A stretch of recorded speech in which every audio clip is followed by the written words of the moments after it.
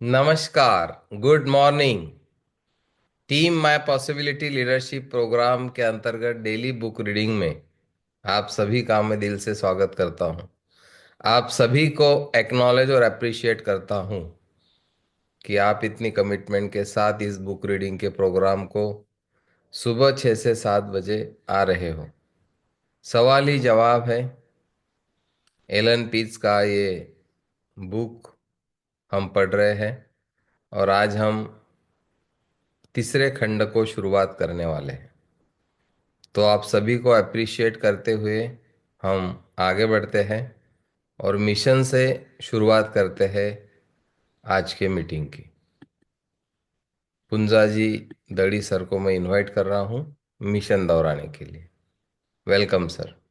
Direct selling industry में पूरी दुनिया में यह एक ऐसी अकेली टीम है जो अपने मूल्यों को लेकर विजन और मिशन पर काम करने के लिए प्रतिबद्ध है। हमारा मिशन है कि संभावना के द्वारा लोगों को ताउम्र आनंदित और उत्साहित बने रहने के लिए मदद करें, ताकि वह लोग भी उनके आसपास ऐसा वातावरण तैयार कर सके कि वो लोग भी पूरी दुनिया के लोग संभावना में जीने लगे। अगर आप भी इस तरह की जिंदगी जीना चाहते हो तो मैं इस टीम में जीवन जीना चाहते हो तो मैं आपको इस टीम का हिस्सा बनने के साथ साथ इस महान कार्य में योगदान देने के लिए आमंत्रित करता हूँ। धन्यवाद, धन्यवाद। Thank you Punja ji sir, बहुत बहुत धन्यवाद आपका कि आपने टीएमपी के मिशन को दोहराया है। तो आप सबको पता है टीम माय पॉसिबिलिटी का एक मिशन है, विजन है और कुछ कोर वैल्यूज है। और मिशन क्या है हमारा? डायरेक्ट सेलिंग इंडस्ट्री में पूरी दुनिया में यह एक अकेली ऐसी टीम है जो अपने मूल्यों को लेकर मिशन और विजन पर काम करने के लिए प्रतिबद्ध है।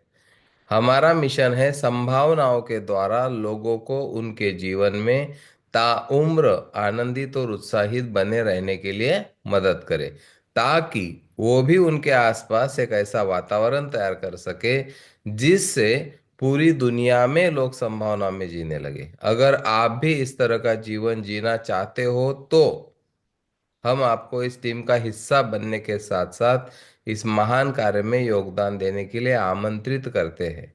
हम लोगों को इनवाइट कर रहे हैं कि आप अगर इस तरह का जीवन जीना चाहते हो तो आप हमारे साथ जुड़ सकते हो। अभी हमने आनापान साधना की है। विपश्यना का अर्थ है आओ और देखो।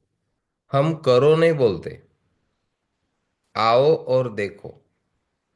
भगवान बुद्ध हो गए, ओशो हो गए, ये लोगों ने कभी किसी को बोला नहीं कि ये करो ये मत करो। उन्होंने बोला आओ और देखो, और अगर आपको लगता है तो करो, बाकी फिर आपकी मर्जी। दुनिया में सब कुछ उपलब्ध है, हम बोलते हैं। सवाल सिर्फ इतना है, आपको क्या चाहिए? जीवन विकल्पों से भरा है, बहुत कुछ है, सब कुछ है।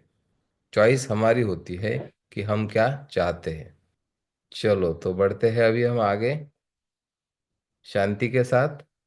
पीस मेरी लाइफ टाइम पॉसिबिलिटी है। सशक्त प्रस्तुति के 6 महत्वपूर्ण उपाय। सशक्त प्रस्तुति के 6 महत्वपूर्ण उपाय हमने पहले खंड में देखा। पहला कदम जिसमें लॉ ऑफ एवरेज को हमने देखा। दूसरे खंड में हमने देखा हाँ तक कैसे पहुंचे। उसमें 4 कुंजियां देखी। पहली थी बर्फ पिघलाइए, यानी तालमेल बनाना। दूसरा था सही बटन खोजे, जो ज्यादातर नेटवर्किंग के लीडर मिस कर देते हैं। वो ऑथर ने हमको बताया। हम सीधा तीसरे बटन पे चले जाते हैं। सही बटन दबाए, मतलब योजना बताना, और सही बटन दबाए सौदा पक्का करे, ये चौथा बटन है। तो हमने देखा कि सही बटन खोजे में ही सब लोग मिस कर देते हैं। और ऑथर ने तो हमको बोला कि जब तक आप सामने वाले की प्राथमिकता तय न कर दे, आगे जाके कुछ फायदा ही नहीं। वो एक्साइटेड होगा, दूसरे दिन ठंडा हो जाएगा। लेकिन अगर आप उन लोगों को प्राथमिकता उनकी तय कर देते हो, उनके माध्यम से, अपना कुछ नहीं रहेगा उसमें, 10% भी पूरा उनका रहेगा, और जो 5 सवाल आप पूछोगे उसके माध्यम से वो इमोशनली टच होंगे आपके साथ। और उसके बाद फिर प्रेजेंटेशन बताना है और फिर सौदा पक्का करना है, उनको अपने साथ इन करना है। अब बहुत माइक्रो लेवल पे एलन पीज जो ऑथर है, इन्होंने इसमें काम किया है इस बुक में। तो अभी 6 चीजें वो हमको बता रहे हैं जो बहुत महत्वपूर्ण है एक अच्छा प्रेजेंटेशन करने के लिए, हमको खुद को अच्छा प्रेजेंट करने के लिए। यहाँ पर 6 बहुत छोटे छोटे परंतु बहुत प्रभावी उपाय दिए गए हैं जो आपकी प्रस्तुति है उसको दमदार बनाएंगे। पहला उपाय हम आज देखने वाले हैं और वो है पुल बनाना, ब्रिज तैयार करना। अब हम सड़कों से फिरते हैं, कितनी नदियों के ऊपर से हम जाते हैं गुजर के ब्रिज पर से, और हम उसको लाइटली ले लेते हैं, हमको कुछ पता भी नहीं चलता कि यहाँ पे ब्रिज है। अब जिस जमाने में ब्रिज नहीं थे, सोचो आप, वो लाइफ सोचो आप, जहाँ ब्रिज नहीं थे, कितना कठिन जीवन था लोगों का। इंजीनियरिंग को धन्यवाद, इंजीनियरिंग आगे आई, लोगों ने दिमाग लगाया, ब्रिज बनाए। अब वो ब्रिज तो हम हमारे जीवन में यूज कर रहे हैं। और ब्रिज क्या करता है? दो किनारों को जोड़ देता है।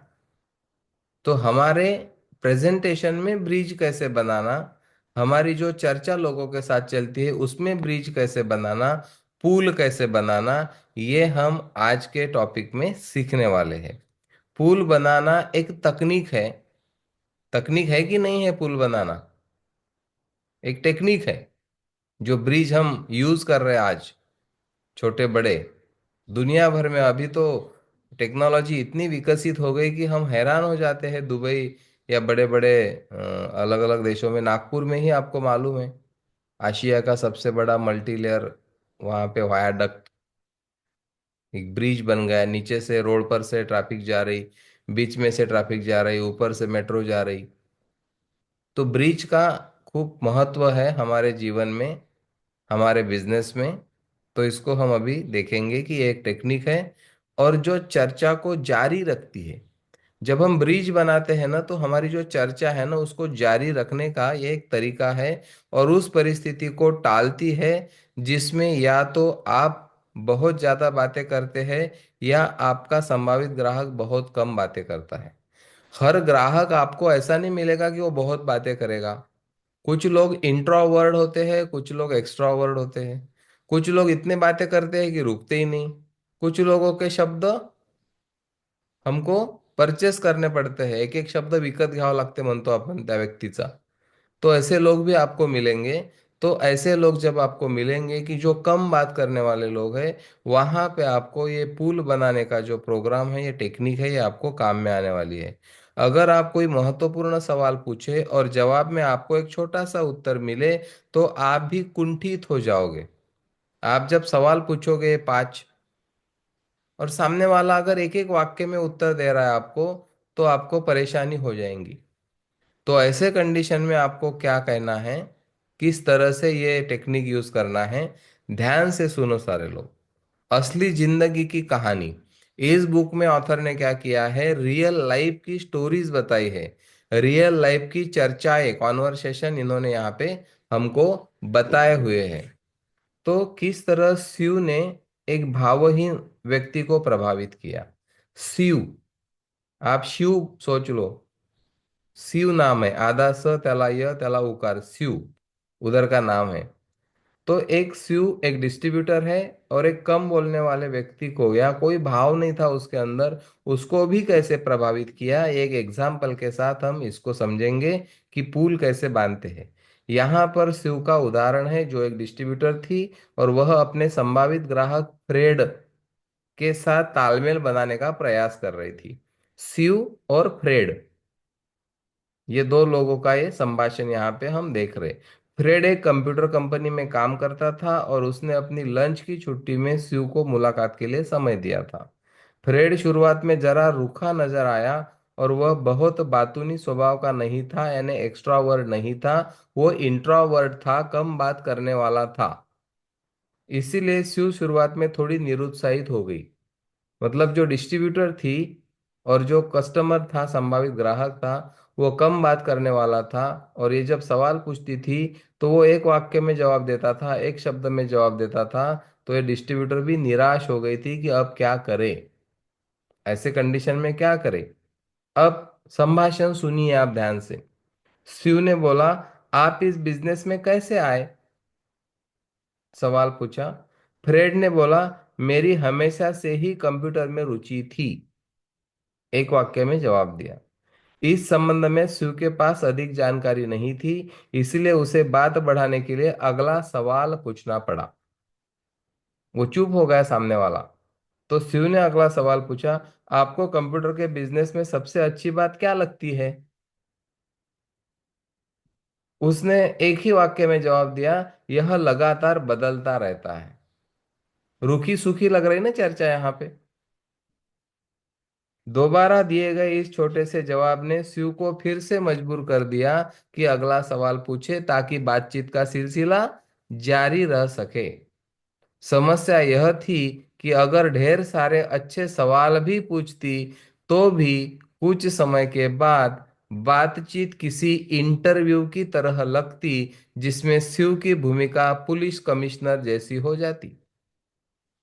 अगर सामने वाला एक एक वाक्य में जवाब देगा और आप सवाल पे सवाल पूछते जाओगे, तो वो जो चर्चा है वो एक इंटरव्यू की तरह लगेगी या इंक्वायरी की तरह लगेगी, जैसे कोई पुलिस कमिश्नर किसी को सवाल पूछता है। इस तरह से वो चर्चा उस गली में चली जाएगी। तो इसीलिए हमको पूल बनाने का जो टेक्निक है वो यूज करना जरूरी है। ऐसे लोग आपको मिलेंगे जब आप अभी लोगों से मिलते हैं और ये 5 सवाल आपको पूछने हैं। तो छोटे जवाब देने वाले संभावित ग्राहक को संभालने का सर्वश्रेष्ठतम तरीका यह है कि उनसे चर्चा करते समय पूल बनाएं। शक्तिशाली है ये लोगों के साथ चर्चा करने के लिए। अब पुल बनाने के लिए क्या चाहिए? शब्द। शब्दों के पुल बांध रहे हम सामने वाले के और अपने बीच में। और उसमें एक शब्द है अर्थात, यानी। आप एक एक शब्द बोल रहे, उदाहरण के तौर पर, फिर, इसलिए, तब, आपने, इसका मतलब है। अब आपको शायद कुछ समझ में नहीं आ रहा होगा, लेकिन चर्चा के दरमियान ये एक एक शब्द जब आप डालोगे सिचुएशन के हिसाब से, तो आपको पता चलेगा आगे। हर पुल के बाद आपको चुप हो जाना चाहिए। एक शब्द का आपने पुल बांधा, उसके बाद आपको चुप होना है, उसके बाद आपको बोलना नहीं है। सौभाग्य से शिव ने पुलों का उपयोग करना सीख लिया था और फ्रेड के साथ उसकी चर्चा इस तरह चली। पहले हमने नॉर्मल चर्चा देखी, जहां पे पुल बांधने की टेक्निक का इस्तेमाल नहीं किया गया है।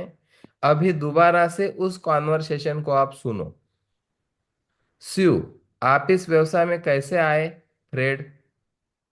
फ्रेड ने बोला, मेरी हमेशा से ही कंप्यूटर में रुचि थी। अब जिसके पास ये टेक्निक नहीं है वो चुप हो गई थी पहले और उसने दूसरा सवाल पूछा था। लेकिन इसने जब बोला मेरी हमेशा से ही कंप्यूटर में रुचि थी, तो शिव ने क्या बोला? यानी, यानी, यानी एक शब्द से पुल बांधा उसने। अब सामने वाले ने जवाब दिया, यानी नेटवर्क सिस्टम को बड़े और मध्यम आकार की कंपनियों में लगाना।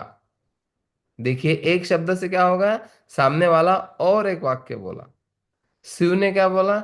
इसका मतलब, ये एक और पुल बांधा, इसका मतलब। तो फ्रेड और बोला, इसका मतलब है कि मैं किसी भी कंपनी की कार्यप्रणाली में सुधार करने के लिए ऐसा सॉफ्टवेयर तैयार करने में सहायता करता था जिससे जिंदगी आसान हो जाए। क्या हो रहा है यहाँ पे? पहली चर्चा भी हमने देखी जो रूखी सूखी थी, लेकिन अभी चर्चा रूखी सूखी नहीं लग रही, क्योंकि शिव क्या कर रही? पुल बांध रही। पहले जब उसने बोला कि हमारी हमेशा ही कंप्यूटर में रुचि थी, तो शिव ने बोला यानी, फिर उसने कुछ जवाब दिया। शिव ने बोला इसका मतलब, फिर उसने कुछ जवाब दिया। फिर शिव ने बोला उदाहरण के तौर पर। देखो, 4 पुल बांधे शिव ने। पहला पुल था यानी, दूसरा पुल था इसका मतलब, तीसरा है उदाहरण के तौर पर। फिर फ्रेड बोलने लगा, उदाहरण के तौर पर कल की ही बात ले। देखो चर्चा में क्या होगा, रंग आने लगा। कल मैंने एक कंपनी में अपना सिस्टम लगाया, उस कंपनी में गंभीर लेखांकन समस्याएं थी, उन्होंने मुझे बुलाया और और भी एक पुल है।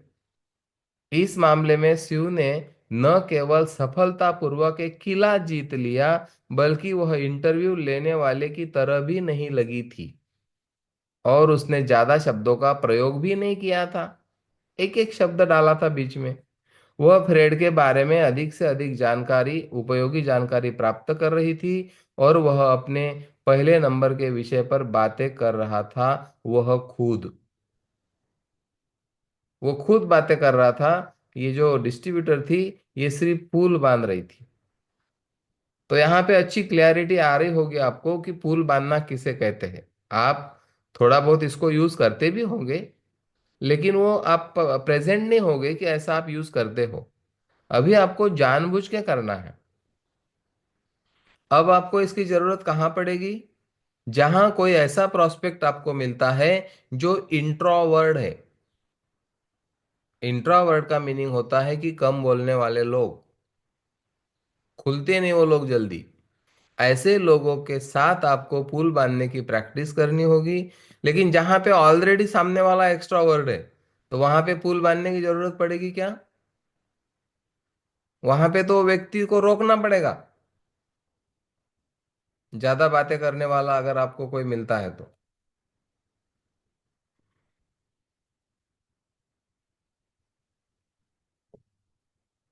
अब पुल बांधने के लिए हमने देखा कि शब्द कौन से इस्तेमाल करना है, लेकिन उसके साथ हमारा बॉडी लैंग्वेज कैसा रहेगा। जब आप पुल का प्रयोग करें तो यह तीन काम करें। आगे की ओर झुके। आप ऐसा लेट के पुल नहीं बांध सकते। चर्चा चल रही और आप लेटे हुए हैं, यानी ऐसा नहीं।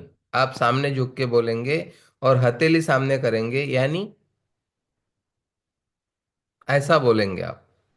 आगे झुककर, आगे की ओर झुके और हथेली खोलकर, यानी इस तरह से आपको बोलना है। पुल के आखिरी अक्षर को थोड़ा खींचे और पीछे टिक जाए और चुप हो जाए। पुल बांधने के बाद पीछे टिक जाए, यानी सुनने के लिए आप लेट गए। लेट गए मतलब पीछे टिक गए। तो ये टेक्निक बहुत पावरफुल है। बात बढ़ाने के लिए पुल का प्रयोग हम करते हैं। हथेली खोलकर आगे की ओर झुकने से दो संकेत संप्रेषित होते हैं। जब आप हथेली खोल के यानी बोलेंगे ऐसा, और बोलेंगे इसका मतलब बोलेंगे, उदाहरण के तौर पर ऐसा आप बोलेंगे, तो इसके दो संकेत होते हैं। पहला तो यह कि बिना शब्दों के ही इससे यह पता चलता है कि आप खतरनाक नहीं हैं। आप जब आगे झुक के हथेली खोल के बात करेंगे, तो पहला संकेत सामने वाले को क्या मिल रहा कि आप खतरनाक व्यक्ति नहीं हैं, ये संकेत मिलेगा। और दूसरा संकेत यह है कि इससे श्रोता को पता चलता है कि अब बात करने की उसकी बारी है। आप झुक के जब हाथ आगे करके पुल बांधेंगे, तो उसको दो संकेत का पता चलेगा कि ये आदमी खतरनाक नहीं है, और दूसरा पता चलेगा कि उसकी बोलने की बारी है, क्योंकि आपने नियंत्रण उसके हाथ में सौंप दिया, यानी बोल के, इसका मतलब बोल के, उदाहरण के तौर पर बोल के। पुल के आखिरी अक्षर को खींचने से लगभग यह एक सवाल के रूप में बदल जाता है। जब आप उसका आखिरी शब्द खींचेंगे ना, तो वो एक सवाल बन जाएगा। जबकि यदि इससे न खींचा जाए, तो यह एक वक्तव्य की तरह लगेगा। उदाहरण के तौर पर, और एग्जाम्पल सुनो आप, रियल, चर्चा, इसमें आपको पता चल जाएगा। फ्रेड, फ्रेड क्या बोल रहा, ताकि बिजनेस ज्यादा अच्छे ढंग से चल सके। उसने बोला था ना, मैं ये करता हूं ताकि बिजनेस अच्छे ढंग से चल सके। तो शिव ने बोला यानी, फ्रेड ने बोला यानी इससे लोगों की जिंदगी ज्यादा आसान हो जाती है और वे अपने ग्राहकों को बेहतर सेवाएं दे सकते हैं। आप जानती ही होगी अधिकतर कंपनियों में कोई अच्छा सिस्टम नहीं होता, और यदि पुल के आखिरी अक्षर को नहीं खींचा जाए तो वह एक विचार या वक्तव्य की तरह लगेगा, जो अपमानजनक भी लग सकता है। आखिरी शब्द को अगर हम नहीं खींचेंगे तो जब आप पुल का प्रयोग कर ले तो उसके बाद आप चुप हो जाए, आपको चुप हो जाना है। पुल बांधने के बाद अनंत सी प्रतीत होती खामोशी से न घबराए। खामोशी आएंगी इसके बीच में, तो उसको घबराना नहीं है आपको। अनंत सी प्रतीत होती हुई खामोशी, कुछ सेकंड के लिए खामोशी आ जाएंगी, उससे हमको घबराना नहीं है। और अपने ज्ञान के मोती बिखरने के लालच से बचे। आपके पास जो ज्ञान है ना, भर भर के पड़ा हुआ ज्ञान के मोती जो है आपके पास, उसको बिखरने से खुद को रोकना है। नहीं तो अपना ज्ञान सामने आ जाता और डिस्टर्ब हो जाएंगी पूरी चर्चा, पूरा कॉन्वर्सेशन। बहुत अच्छा ऑथर ने यहाँ पे लिखा, अपने ज्ञान के मोती बिखरने के लालच से बचे। जब आपने पुल बांधा तो आपको पीछे टेक के बैठना है, और वहां पे कुछ शांति रहेंगी, बीच में खामोशी रहेंगी, उसको घबराना नहीं है।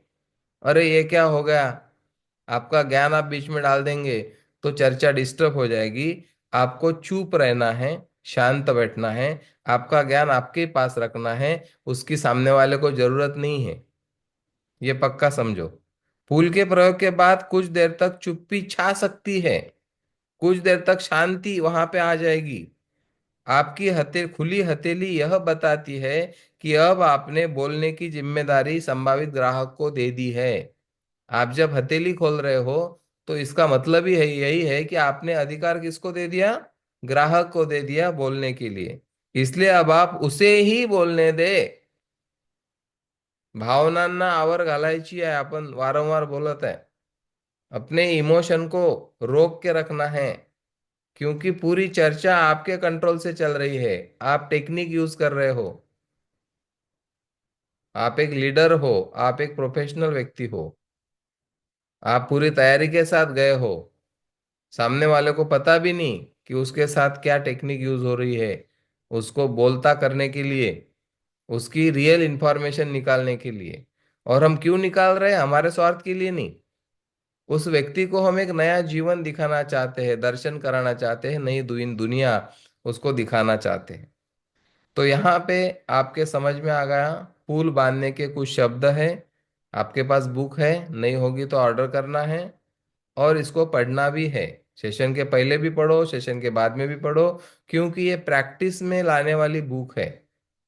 आपको हर चीज प्रैक्टिस से आएगी। नॉलेज लाइफ में डिफरेंस नहीं लाता। वो नॉलेज जब आपके व्यवहार में आएगा तो आपकी जिंदगी बदलेगी। नहीं तो फिर आप एक नॉलेज वाले व्यक्ति बन के समाज में घूमते रहेंगे। ऐसे बहुत लोग रहते, नॉलेज बहुत रहता लेकिन जिंदगी में वो कुछ काम नहीं आता। तो टीएमपी में इम्प्लीमेंटेशन हमारी चौथी कोर वैल्यू है। आपको हर रोज जो सीख रहे हो वो हर रोज इम्प्लीमेंट करना है। सबसे पहले लाइफ पार्टनर के साथ, हस्बैंड वाइफ एक दूसरे के साथ प्रैक्टिस करो। अब ये कैसा है कि अभी तक हमको बोलने की प्रैक्टिस थी, पुराना संस्कार है बोलने का, सामने वाले को सुनने का नहीं। अभी यहाँ पे हमको क्या प्रशिक्षण मिल रहा है, सुनो, सामने वाले को हमको सुनना है शांति के साथ। सुनने की देह भाषा, सुनने की भी एक देह भाषा होती है। सुनते कैसे हम, उसकी देह भाषा पे हम अभी बात करेंगे। यहाँ एक उदाहरण दिया जा रहा है कि पुल बनाने के से किस तरह छुपी हुई प्रेरणाओं को सामने लाया जा सकता है। देखिए, जो लोगों को आप प्रेरणा घटक पूछ रहे हैं ना, प्राथमिक प्रेरणा घटक, वो हर कोई आपको ऐसे ही नहीं बोल देगा। बहुत लोग जो इंट्रोवर्ट होते हैं वो जल्दी अपना प्रेरणा घटक बताएंगे नहीं। तो उसके लिए आपको ये पुल का यूज करना है वहां पे। तो छुपी हुई जो प्रेरणाएं हैं उसको सामने लाने का काम ये ब्रिज जो आप बनाते हो वो करेगा। और संभावित ग्राहक से किस तरह जानकारी प्राप्त कर सकते हैं आप, ये आपको पता चलेगा। नियंत्रण दे देने के बाद, जब आप हाथ सामने करके नियंत्रण दे रहे हो सामने वाले को, तो पीछे की ओर टिक जाए और अपने हाथ को अपनी ठुड्डी पर रख ले और इस तरह मूल्यांकन की स्थिति में आ जाए, जिससे सुनने वाले को तत्काल यह मालूम पड़ जाता है कि बातचीत उसे शुरू करनी है, क्योंकि आप पीछे टिक गए हो। आप ऐसे बैठ सकते हो इस बॉडी पोस्चर में, तो सामने वाले को क्या लग रहा कि आप सुनने के पोजीशन में हो। अभी देखो पीयूष सर ऐसे बैठे हैं सुनने के पोजीशन में, या ऐसे अभी उन्होंने ऐसा किया, ये सुनने की पोजीशन है सारी। तो इस तरह से आपको करना है, तो सामने वाला क्लियर हो जाएगा कि आप सुनने के लिए रेडी हो। उदाहरण के लिए, अगर आपके संभावित ग्राहक ने आर्थिक स्वतंत्रता ये पहली प्राथमिकता चुनी है, उदाहरण के लिए आप आप पूछ रहे आपकी पहली प्राथमिकता क्या है, संभावित ग्राहक ने बोला आर्थिक स्वतंत्रता। आपने इसी को क्यों चुना, संभावित ग्राहक ने बोला क्योंकि यह महत्वपूर्ण है, जिंदगी में मैं जो भी करना चाहता हूं उसके लिए मुझे पैसों की जरूरत है। अभी उसने क्या एक दो वाक्यों में ही बोला, आपको अभी पुल बनाना है। आप आगे झुकते हुए हथेली खोलकर बोलेंगे यानी, सामने वाले ने क्या बोला, आपने सवाल पूछा आपने इसी को क्यों चुना, आर्थिक स्वतंत्रता सामने वाले की पहली पसंद है, पहला प्राथमिकता है। एक भी वाक्य इधर का उधर नहीं होना है, जैसे हम नाटक में हिस्सा लिए हुए हैं, डायलॉग रट्टा मारना है डायलॉग। आपकी पहली प्राथमिकता क्या है, सामने वाले ने बोला आर्थिक स्वतंत्रता। आपने पूछा आपने इसी को क्यों चुना, सामने वाले ने बोला क्योंकि यह महत्वपूर्ण है, अपने जिंदगी में मैं जो भी कुछ करना चाहता हूं उसके लिए मुझे पैसे की जरूरत है। तो वो रुक गया आपका ग्राहक। तो आप आगे झुकते हुए क्या बोल रहे हैं, यानी, आपने बोला यानी, तो संभावित ग्राहक और बोलने लगा, यानी, अभी वो विस्तार से बता रहा है आपको, यानी मेरे पास अपने बच्चों की शिक्षा देने के लिए और आरामदेह जिंदगी जीने के लिए पर्याप्त पैसा होना चाहिए। अब आपका और भी समाधान नहीं हुआ, तो आगे झुकते हुए हथेली खुली कर कर आप बोलेंगे आरामदेह, यानी, उसने क्या बोला कि मुझे बच्चों को अच्छी शिक्षा देनी है और आरामदेह जिंदगी जीने के लिए पर्याप्त पैसा होना चाहिए। आपने फिर पुल बांधा, आगे झुके, हाथ आगे किया और आपने बोला आरामदेह, यानी आप पूछना चाह रहे हैं, क्योंकि आपको सौदा पक्का करना उतना इंपॉर्टेंट नहीं है, वो आसान हो जाएगा तब जब आप सही बटन खोजे पे काम करोगे।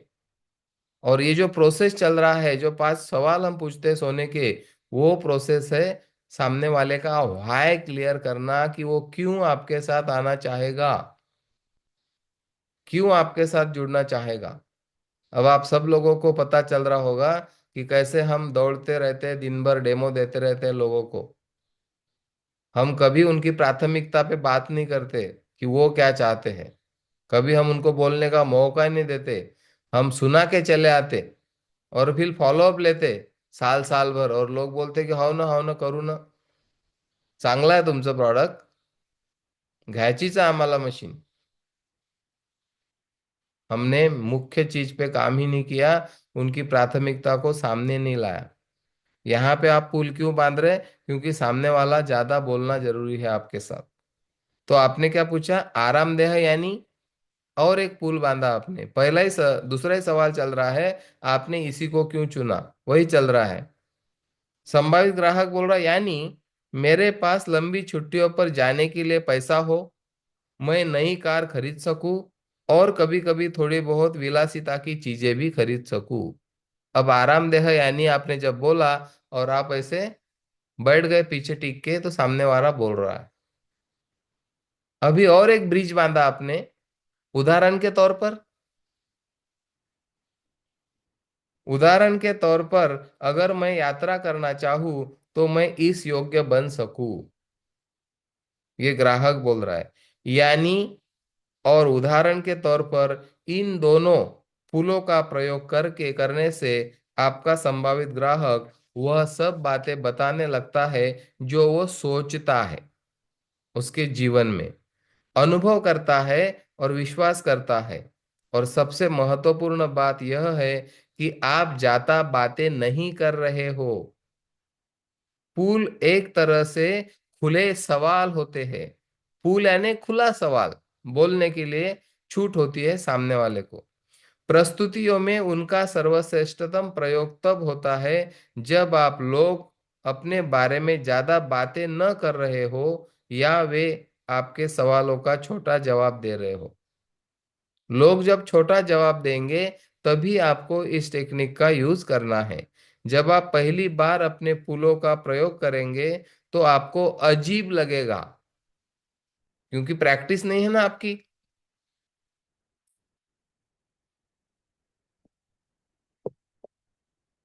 जब आप अभी ये पुलों का प्रयोग करना शुरू करोगे तो आपको थोड़ा अजीब लग सकता है। खासकर आप पहली बार पुलों का प्रयोग करेंगे तो आपको ये अजीब लगेगा, खासकर तब जब आप बातूनी स्वभाव के हो। तुम्ही जर जास्त बोलणारे व्यक्ती आहात, आप ज्यादा बातें बातें करने वाले व्यक्ति हो, तो आपको ये चुप रहना बहुत अजीब लगेगा, लोगों को सुनना बहुत अजीब लगेगा, क्योंकि आपके प्रैक्टिस में वो नहीं है। क्योंकि पुल के प्रयोग के बाद बातचीत में कुछ देर तक खामोशी छा जाती है और आपको खामोशी की आदत नहीं है। आपको तो बोलने की आदत है, पर आपके श्रोता को तो छोटे जवाब देने की आदत है। ऐसा व्यक्ति आपको जब मिलेगा जब वो छोटे जवाब देगा, इसलिए उसे चर्चा में खामोशी की आदत भी होगी। सामने वाले को खामोशी की आदत होगी, वो छोटे जवाब देने वाला व्यक्ति है, इसलिए उसे यह खामोशी पूरी तरह स्वाभाविक लगती है। उसमें कोई डरने की बात नहीं है। पुलों का प्रयोग मजेदार होता है क्योंकि उनसे प्रस्तुतियां अधिक रोचक बन जाती है और आपको मौन नियंत्रण की शक्ति भी मिल जाती है।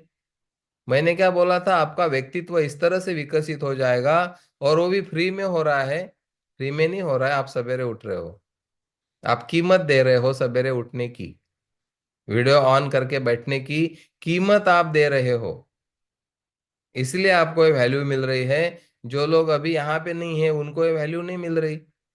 ये वीडियो यूट्यूब पे भी नहीं आएगा और उसकी वैल्यू भी नहीं रहेगी उस तरह से। तो यहाँ पे आपको पता चला पुल बांधना क्या होता है,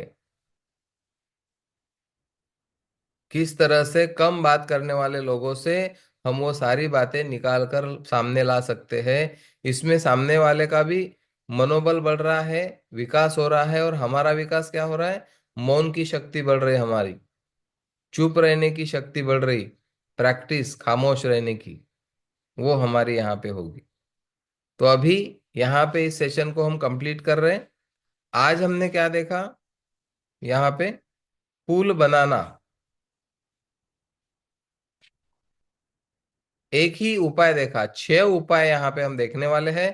पहला उपाय आज हमने देखा पुल बांधना कैसे होता है, और एक डिस्ट्रीब्यूटर और एक ग्राहक का कॉन्वर्सेशन हमने देखा, चर्चा हमने देखी, जो पहले रुकी सुखी थी लेकिन जब उसने पुल बांधे तो सामने वाले ने किस तरह से बात की। और हमने ये भी देखा कि बॉडी लैंग्वेज कैसा होना चाहिए। आप जब पुल बांधते हो तो बॉडी लैंग्वेज आपका कैसा होना चाहिए, इसके पीछे पूरा साइंस है। देह भाषा सुनने की कैसी होनी चाहिए, ये भी हमने यहाँ पे देखी है। और इससे आपको मजा आएगा। बहुत अच्छी प्रैक्टिस आप कर सकते हो, लेकिन वही है, प्रैक्टिस जो करेंगे वही लोग 2025 को एक मिरेकल ईयर बनाएंगे।